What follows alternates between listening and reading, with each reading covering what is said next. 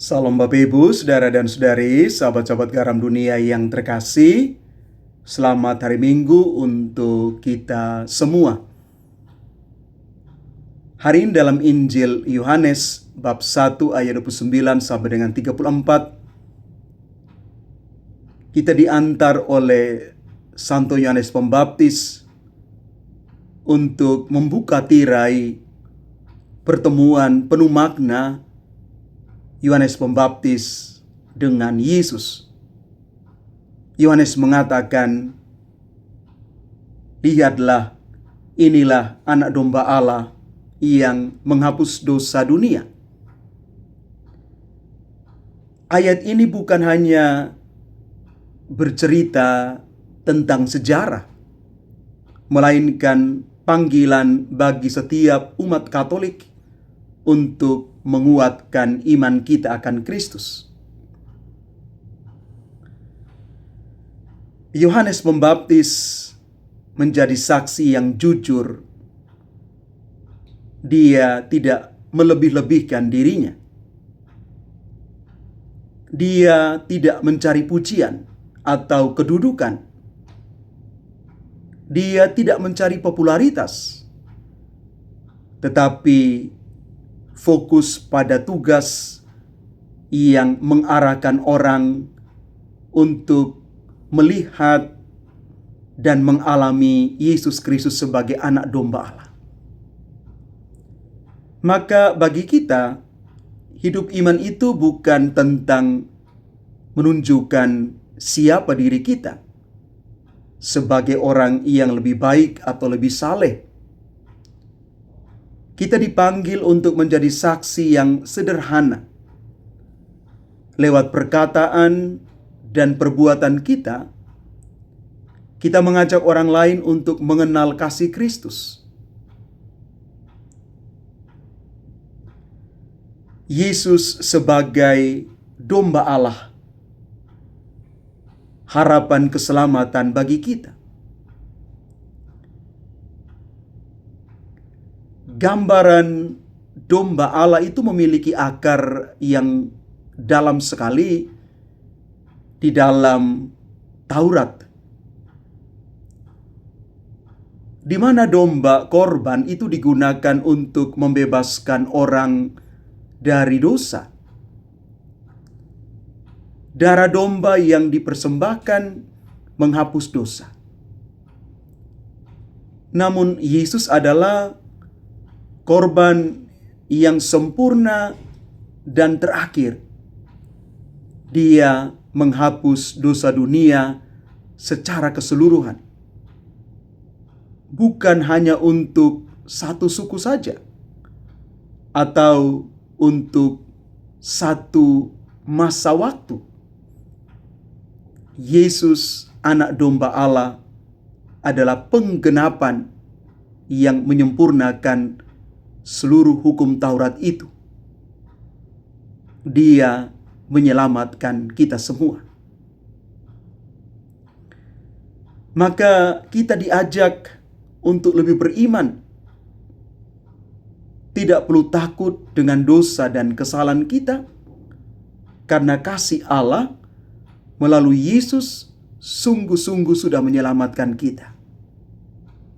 Kita diajak untuk menerima pembebasan ini dengan kerendahan hati, lalu hidup dengan rasa syukur.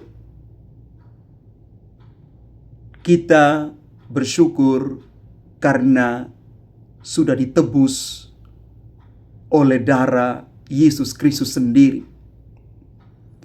Kita dipulihkan, kita disembuhkan berkat darah Kristus itu.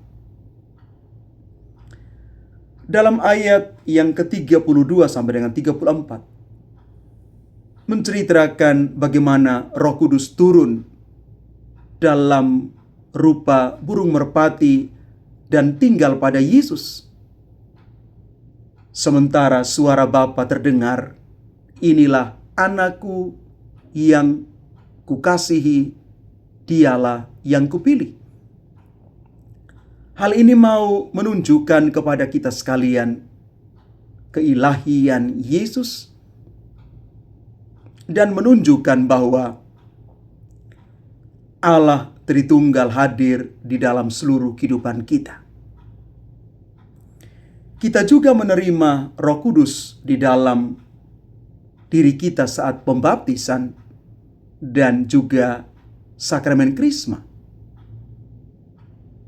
Maka Roh Kudus itu adalah panduan bagi seluruh hidup kita. Dialah kekuatan dan teman sejati kita di dalam menghadapi sekian banyak tantangan hidup. Ketika kita merasa lelah, ragu, bimbang, bingung,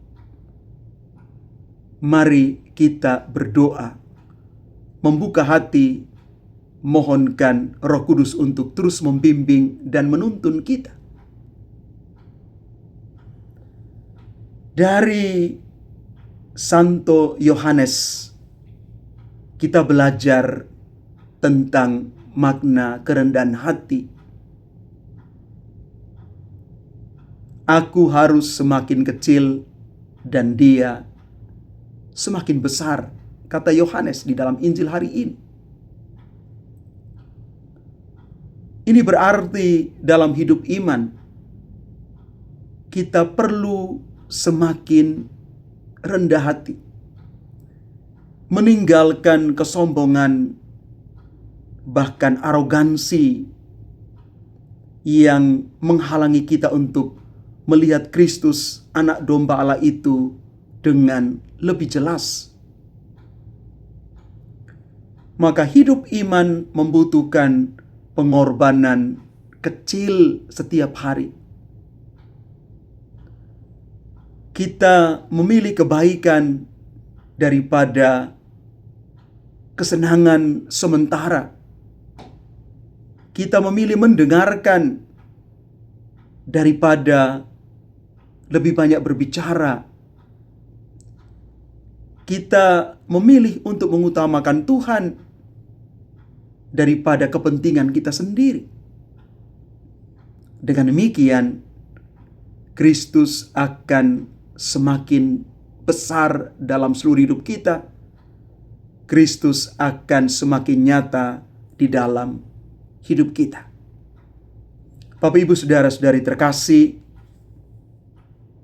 Injil Yohanes hari ini mengingatkan kita bahwa hidup iman itu adalah perjalanan untuk mengenali Yesus sebagai anak domba Allah yang menyelamatkan. Kita diajak untuk menerima Roh Kudus sebagai kekuatan kita dan menjadi saksi Kristus yang rendah hati bagi orang lain dimanapun kita berada. Mari kita jadikan pesan ini sebagai pijakan untuk menjalani hidup dan kehidupan yang penuh kasih dan kesetiaan kita kepada Tuhan, anak domba Allah yang menghapus dosa dunia itu. Tuhan memberkati kita sekalian. Amin.